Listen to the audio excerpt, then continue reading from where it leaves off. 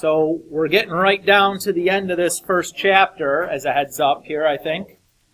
Oh, never mind. No, it's not. I got lots of pages left. So we project another homework in the Probably, yeah. so we should prepare over. Yeah, why not? Hey, Anna.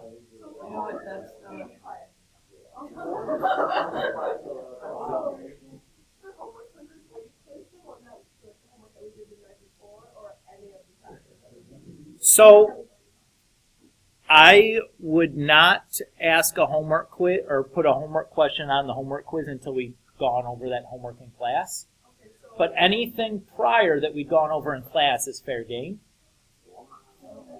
It could be from a bunch of different sections. I mean, I wouldn't give, like if we're in chapter 5, I'm not going to ask stuff from chapter 1, but I might ask, like in the second homework quiz, I might ask stuff from section 1 and section 3. So that's what I mean. Sorry, you said chapter, and I was confused.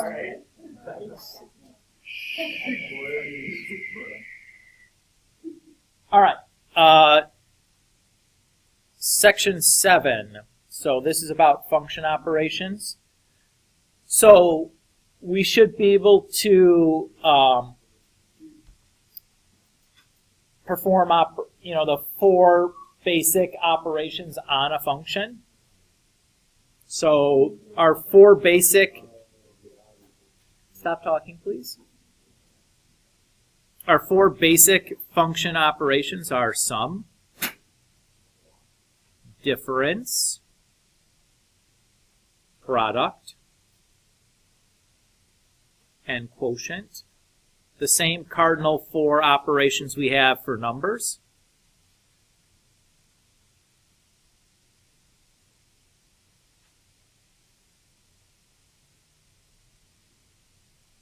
So if I want to find the sum of 2 functions, that's the same as looking at each function individually and combining their like terms. I know I stumbled over individually. Yeah, I goobered it. Good.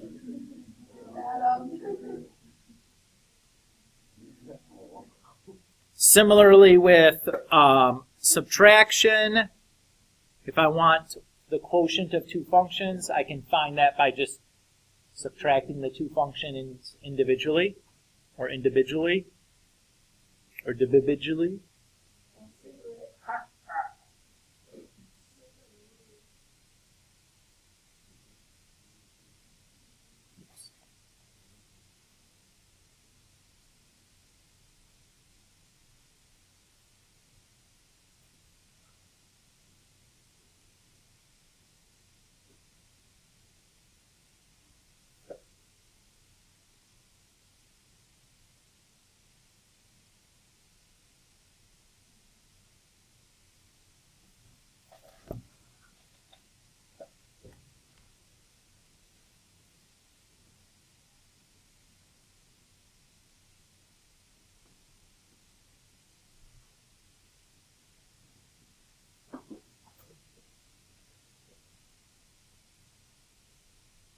Okay. So notice that for division, we have this extra requirement. Why do we have this extra requirement? Great. Because we can't divide by 0, so that function would be undefined if g of x was 0. Given that.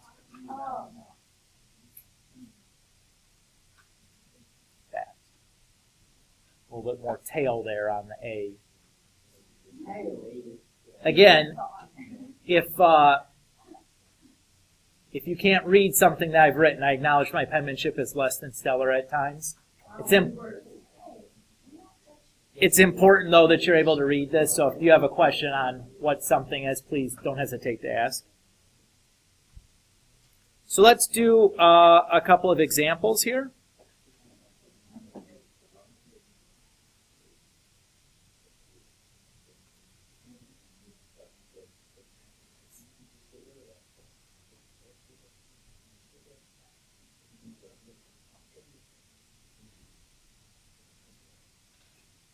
let's say that we are doing, or say that f of x is 2x minus 3 and g of x is the square root of x plus 2.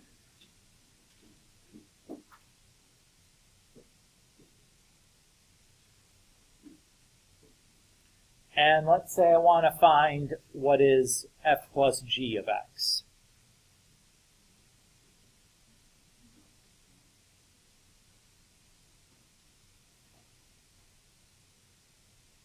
Well, I know that to compute f plus g of x, I can just do f of x plus g of x.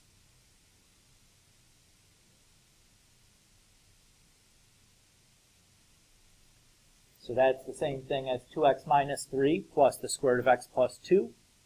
And then I would just be looking to combine like terms and simplify here. Is there anything I can do, though?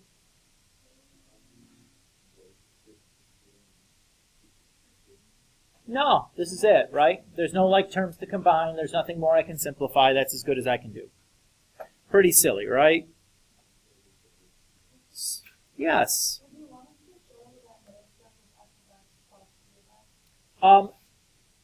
No, I wouldn't need to see that on a quiz or a test, but I'm writing it in the notes so that when you go back and look at the notes, you're like, what are we doing here? So it's mostly for your benefit, but that's kind of a trivial step. I don't need to see that on this kind of a problem anyways. What if I want to do g minus f of x? Well, that's going to be the same thing as g of x minus f of x.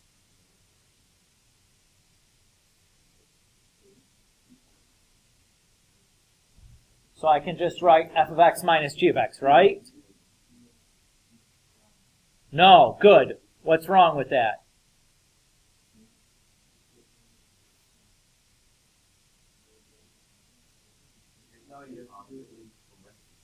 Yeah, very good, Gabe. So because of the subtraction going on there, that subtraction needs to apply to all of f of x. So really there should be a parenthesis in front of that 2x minus 3, where we would distribute the negative.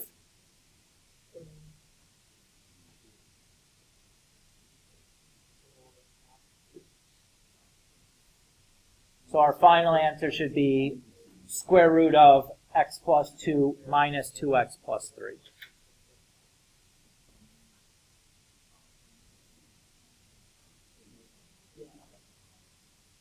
Okay. And notice that we didn't bother with a parenthesis on the first part because we are adding and we don't have to worry about any distributing of negative there.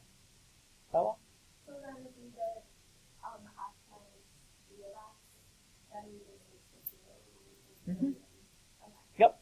So would there be parentheses around the square root? Well, that's really just one thing. So you don't really need to have the parenthesis there. You could just have the minus in front of it. Because there's only one term there, rather than two terms, right? So that one, you could write the parenthesis there, but you don't really need it since it's just one term. Okay.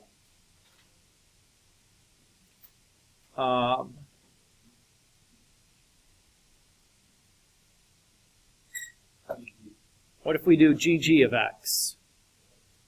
So that's g of x times g of x, which would be the square root of x plus 2. Oops. Write that a little neater. Times the square root of x plus 2. Bless you, bless you, bless you. Okay? And then we should simplify here. Is there anything I can do?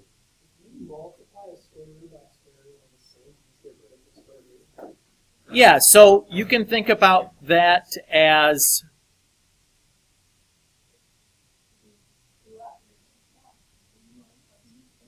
and then those guys would cancel and you get just the x plus 2.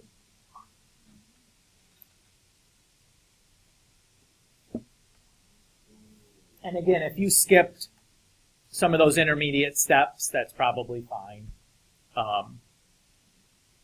Most of the algebra going on here is very much prior learning kind of algebra.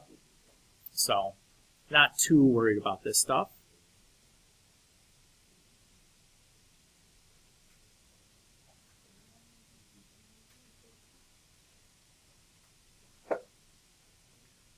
what if I want to do f divided by g of x?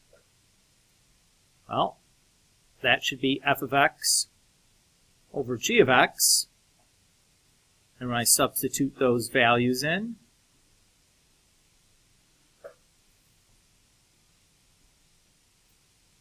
I get 2x minus 3 over the square root of x plus 2. Is there any simplifying I can do here?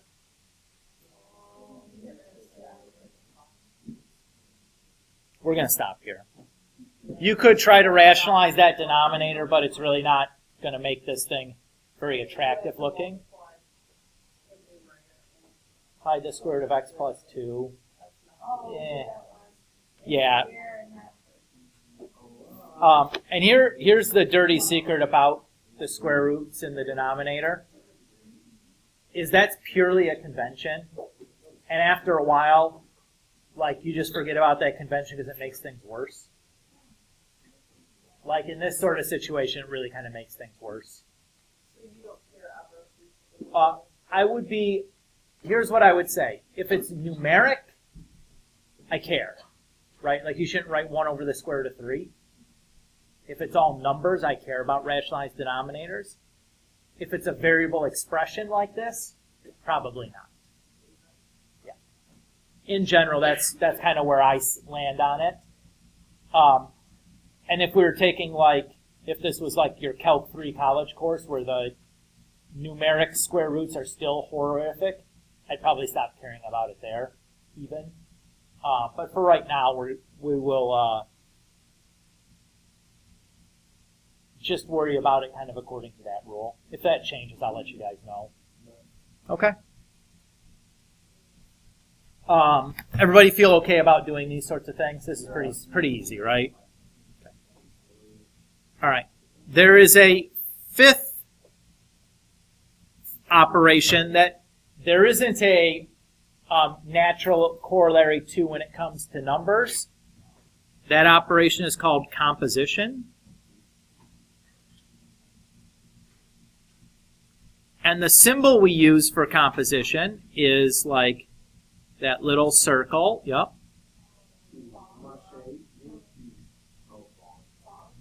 Yeah, it's not fog though, guys. It is fog.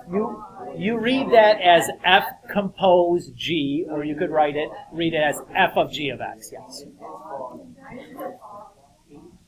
I'm gonna fight all of you guys that say it's fog. Oh, wow. 1 on 25 or whatever.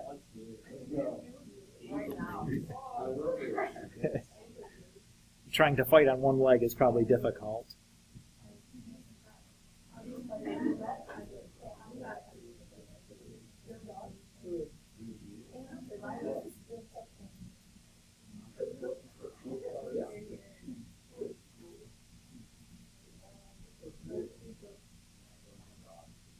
Okay. So let's do an example here for composition.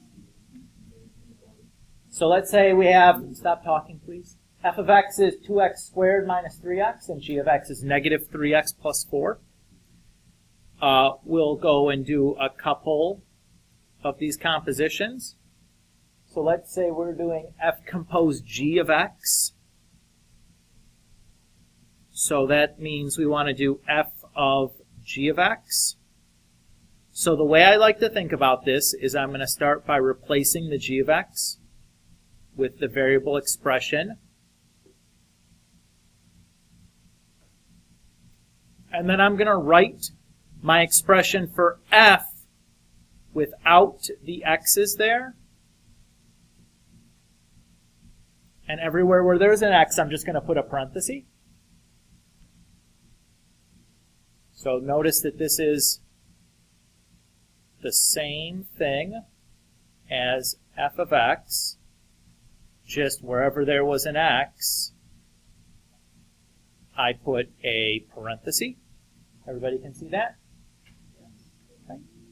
And now in the side of these parentheses, I'm going to write that g of x.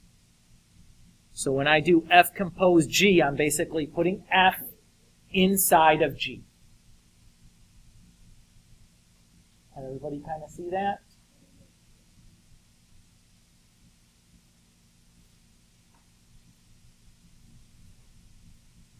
Is that okay? Remember doing this from last year? Okay, well, we did do it last year. That's okay if you don't remember. We're going to review doing it now.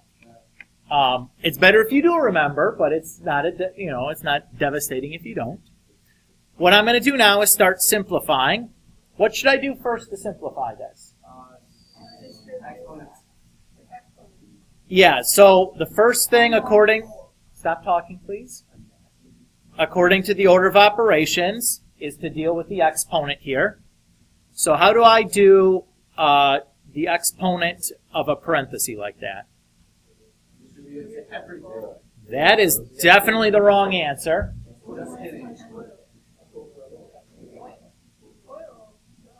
Oh, yeah.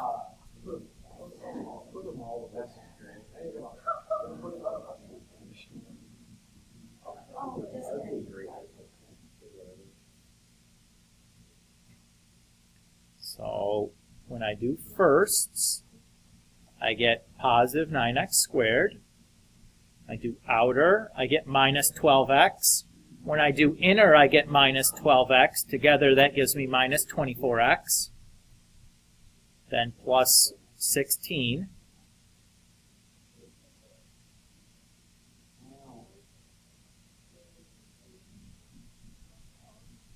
And then I still have that minus 3x times negative, or minus 3 times negative 3x plus 4. Stop talking, please. Next, we can distribute.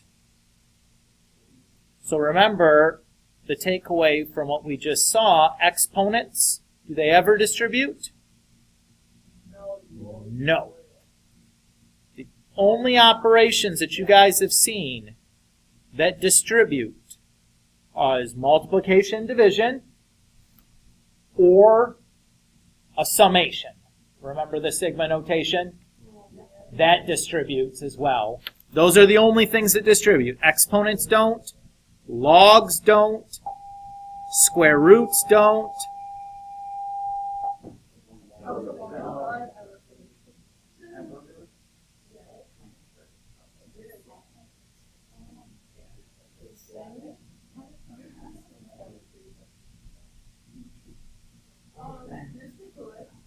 Oh.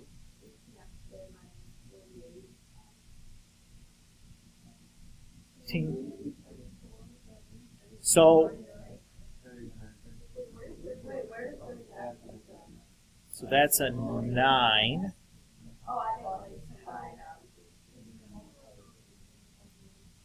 Okay. All right. Hold on. Oh, I didn't. Thank you. 49 or 40. Sorry. Let's write this.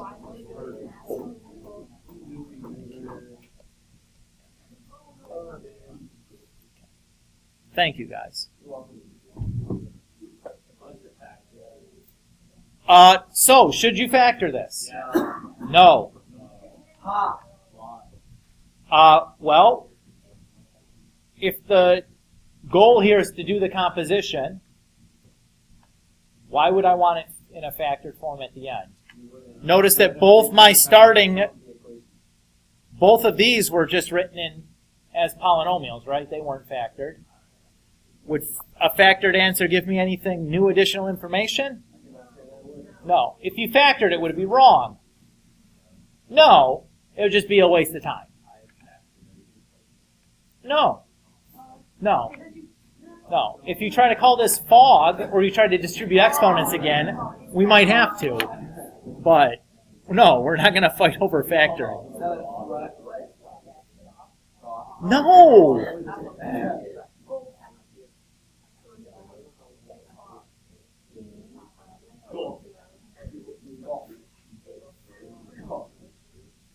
All right, what if we do G compose F of X? I'm bringing my boxing gloves next week.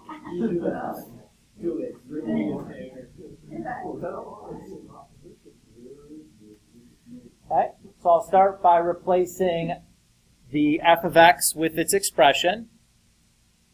And then I'm going to rewrite G of X. But everywhere there was an X, I'm just going to put a parenthesis. And then inside that parenthesis, I'm going to write my f of x. So what am I doing here? I'm really just putting f of x inside of g of x. Okay. And now all we need to do is to simplify. All I need to do is distribute there. Let's make sure I do it correctly, so I got to pay close attention, not get distracted by all your chitter chatter. And that's done. No problem, right? What if we wanted to do f compose f of x?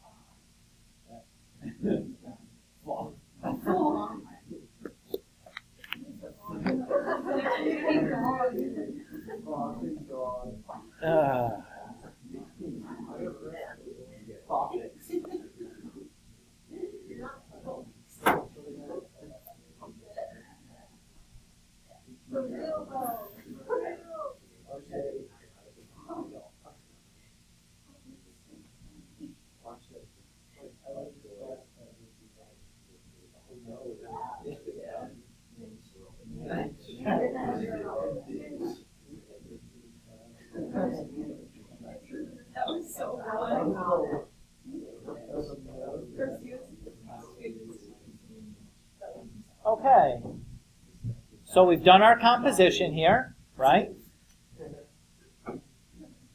Now it's time to simplify. We would start our simplifying by foiling. Any questions on how I got to that spot? Now's the time to ask. Okay? I'm going to do the foiling in my head. Does anyone object to this?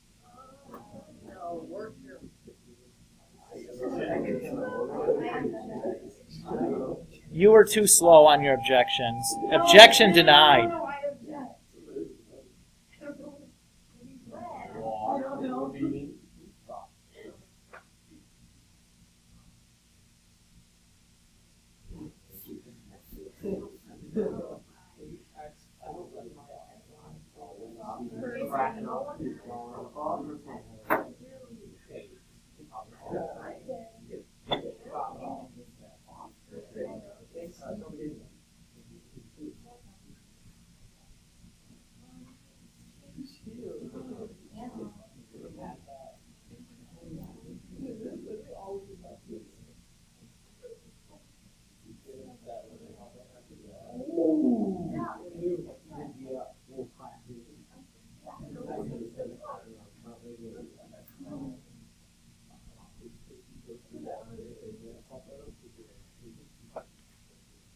And then I just need to distribute and combine some like terms, and we're all done there.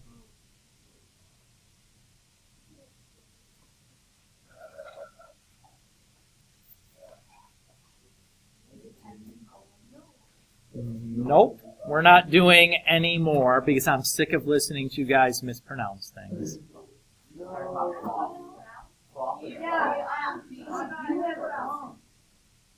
Of course. Okay.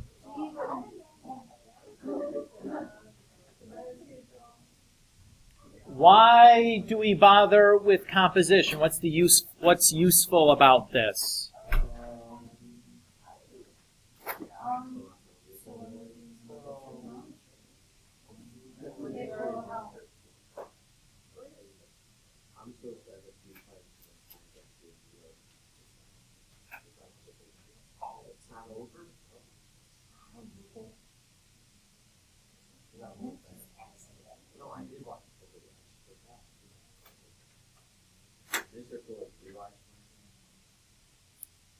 Watch what?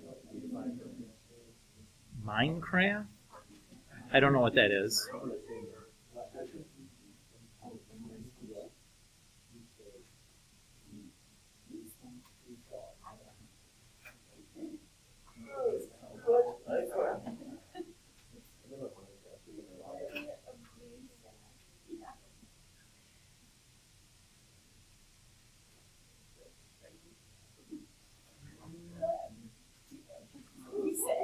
So why we worry about composition here is because it's a necessary part of proving that two functions are inverses of each other.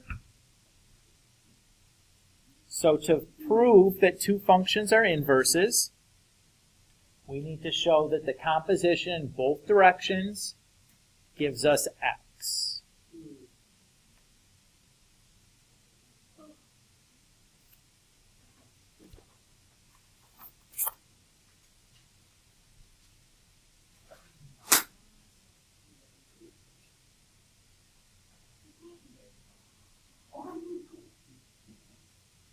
So what do we mean by an inverse? We have this definition here, which is very technical and very useful if we want to prove something, but doesn't provide a lot of insight as to what what an inverse actually is. So let's kind of think about this in a more basic conceptual framework. So let's say we have a mapping diagram.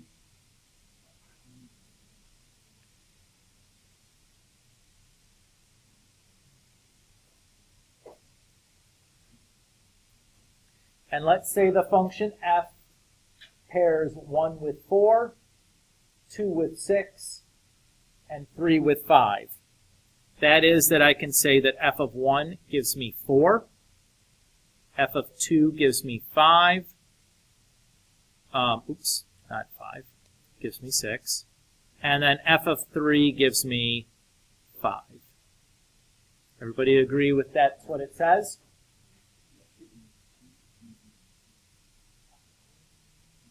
Okay.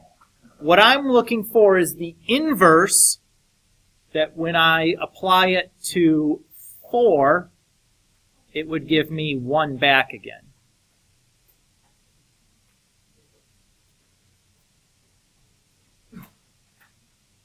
So I want to be able to take the results, the y values, stop talking please, 4, 5, and 6, and when I apply this inverse, have them give me back the original values. Typically the name we give for this would be f inverse, is the name that we commonly give this function.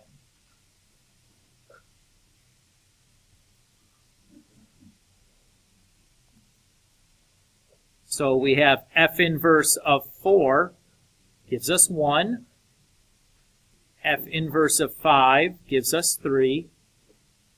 F inverse of 6 gives us 2.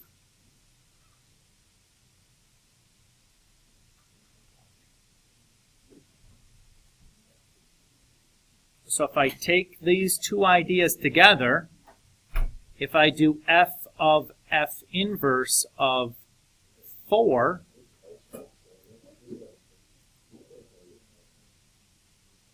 that's going to be f of 1, which is just 4.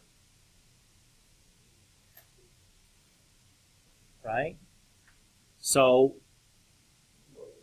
when I apply both the function and its inverse, basically they just cancel each other out, and your original input is what you're left with.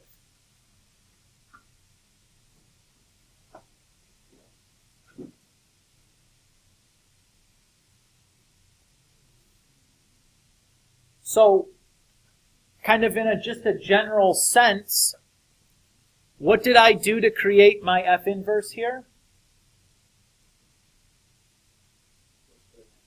Yeah, I just swapped the x's and y's. I flipped the locations of them, right?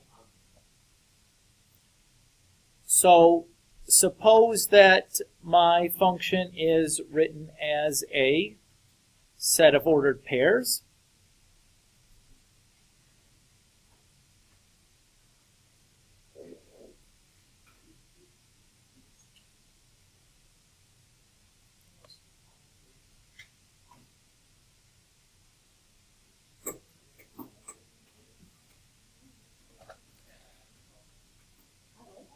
what would my F inverse be in this situation?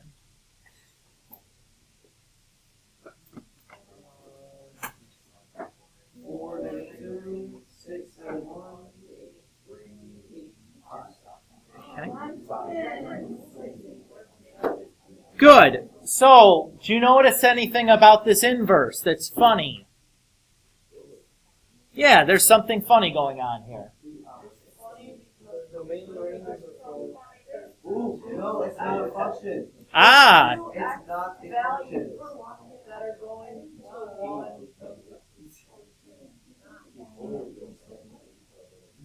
yeah. So I heard lots of good results kind of shouted out at me that the domains and ranges were flipped. That's true. What I was looking for, though, was that this inverse was not a function, right? We have a repeated x-coordinate of 8. If I look at the previous inverse that we made, was that a function? So it appears that sometimes these inverses are functions and sometimes they're not. What we'd like to have is a way to predict when one function, or when a function is going to have an inverse function or an inverse relation. To do that, we're going to go and define a few things.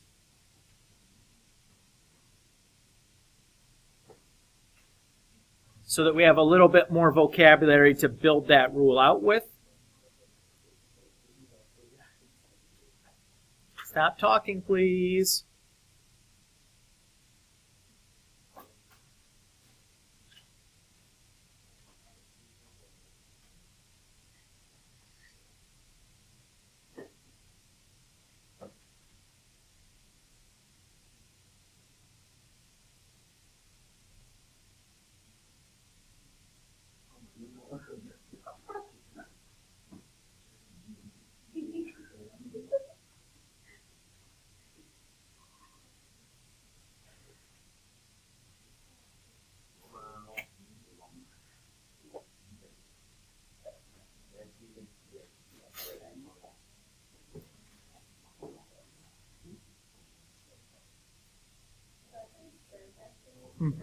That's correct. Surjective.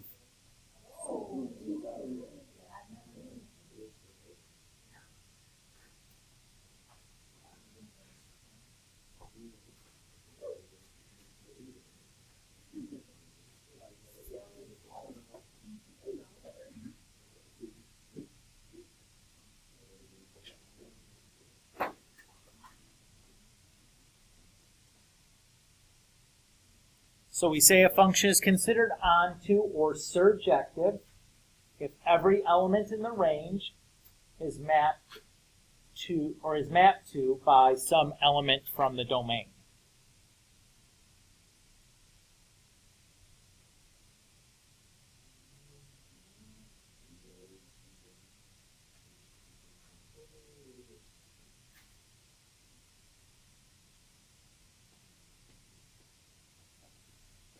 Why is this important when it comes to talking about inverses?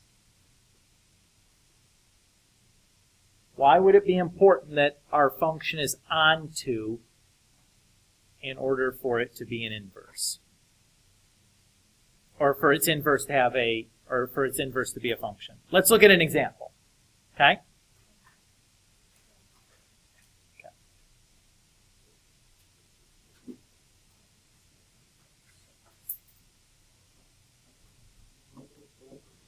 So let's say that we have this same function we were looking at before. This is an onto function because regardless of which value from the range that I pick, those all can be reached through some x value, right? If instead my range was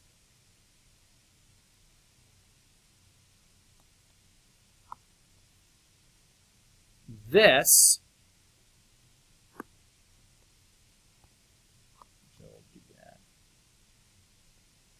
that's not onto. The reason it's not is because this 7 in the range cannot be reached by any of the x values, right? There's not an x value that maps to this. Everybody notice that? Still a function though, right? It's just not onto. What would we have though if we made f inverse?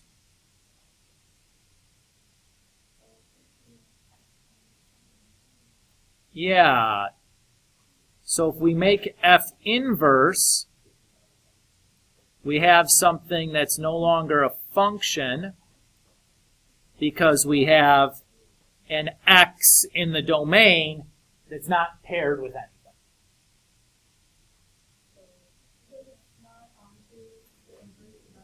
Correct. So that's one result that we're finding. So we'll tuck that away. We'll write a good formal statement here in a minute. But yes, that's the observation we're looking for. Everybody can see that for the inverse to be a function, the original function needs to be onto. Right? Okay. We need to do another definition now.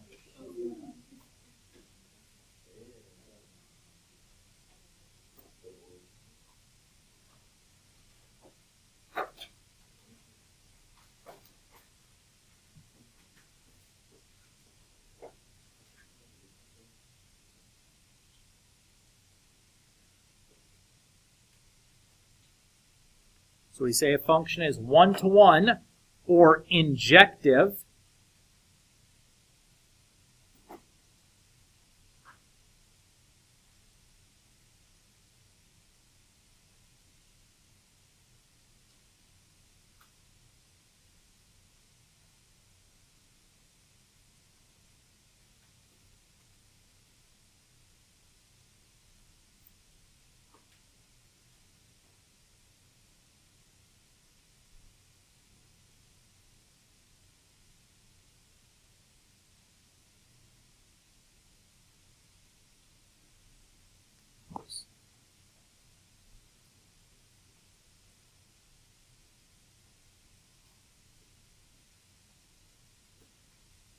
So we say a function is considered one-to-one, or sometimes we'll use the term injective.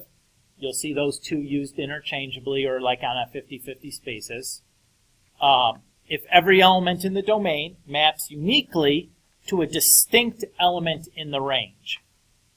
In other words, we have no repeated y values. So one-to-one, basically, you just can't have a repeated y coordinate or repeated y value. Let's look at why that's important for inverses.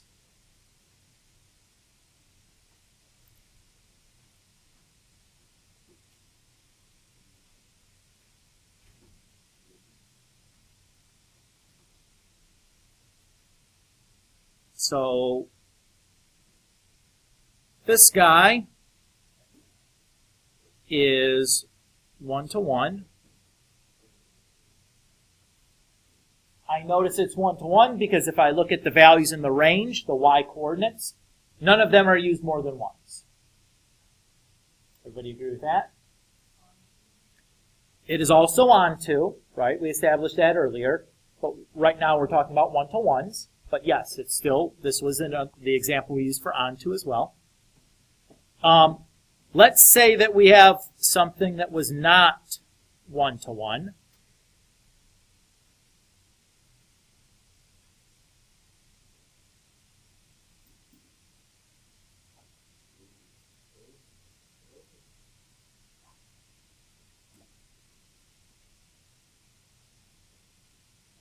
What's going to happen when I find f inverse?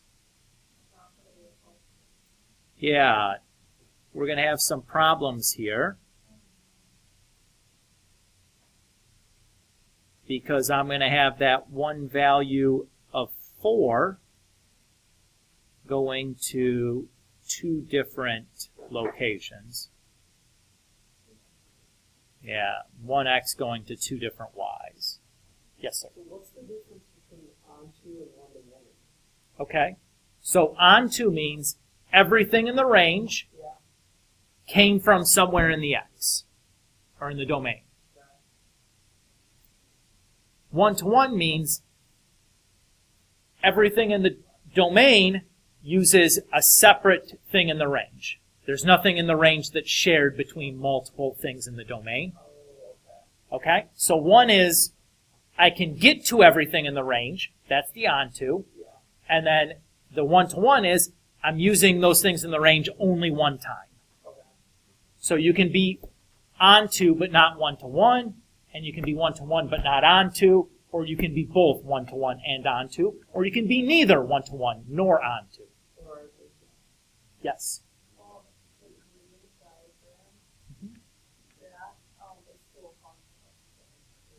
Correct. Yes. Yeah. Yep. Yep. Yep. Yep.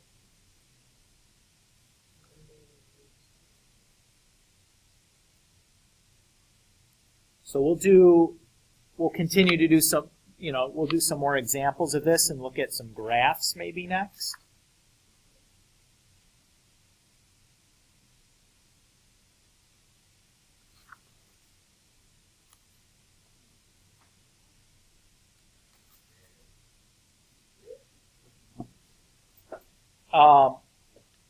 Another definition, this is the last one for a while.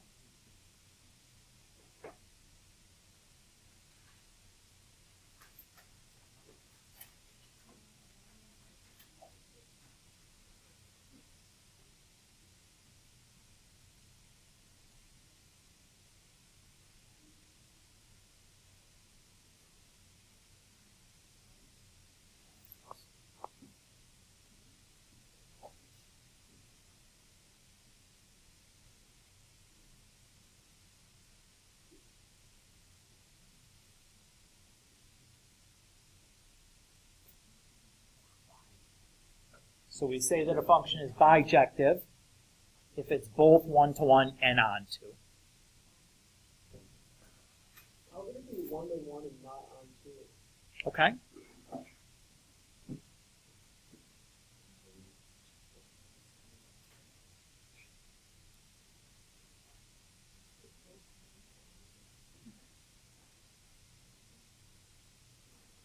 So let's say this is our function. What if I say f of x equals -6?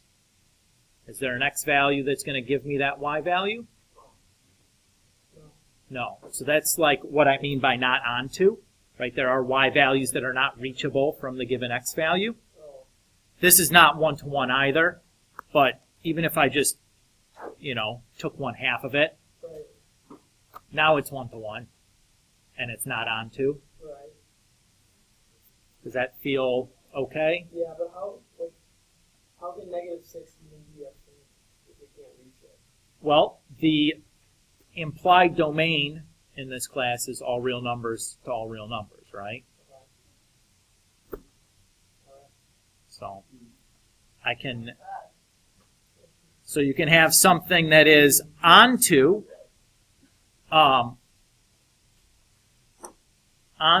but not one-to-one. What would that look like? Oh no, yeah. Y equals x.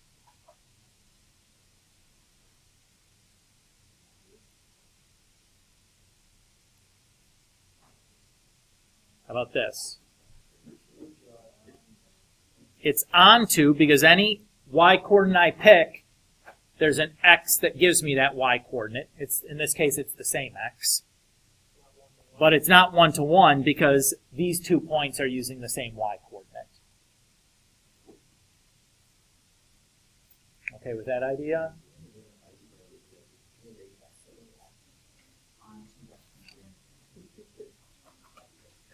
this is onto, but not one-to-one.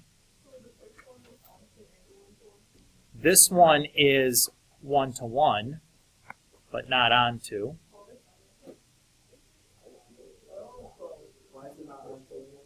Because there are y values that I can't reach.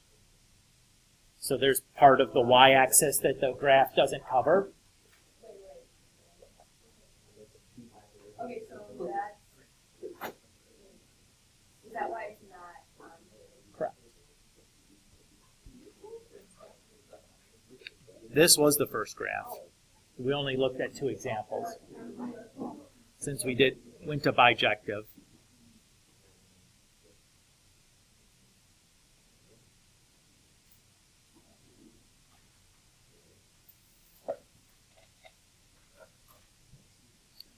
What about this graph?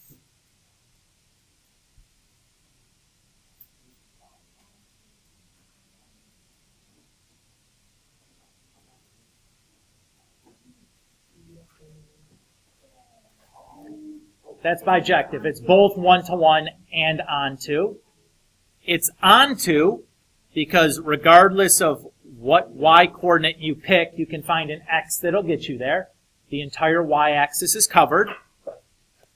And it's one-to-one because regardless of the y value you pick, there's only ever one x that gives you that. None of the x's share the same y-coordinate. Everybody okay with that idea? Okay.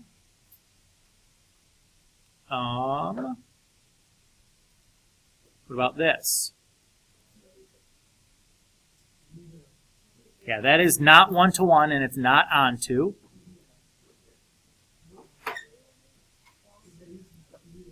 So it's not one-to-one because, say, I pick this y-coordinate. There's 2 x's that give me it, right? And say I pick this y-coordinate.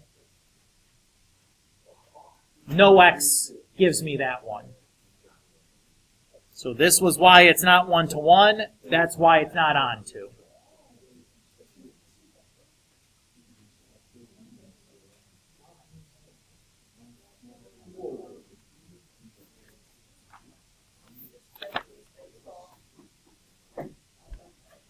You're basically just looking at the picture and applying the definition, right?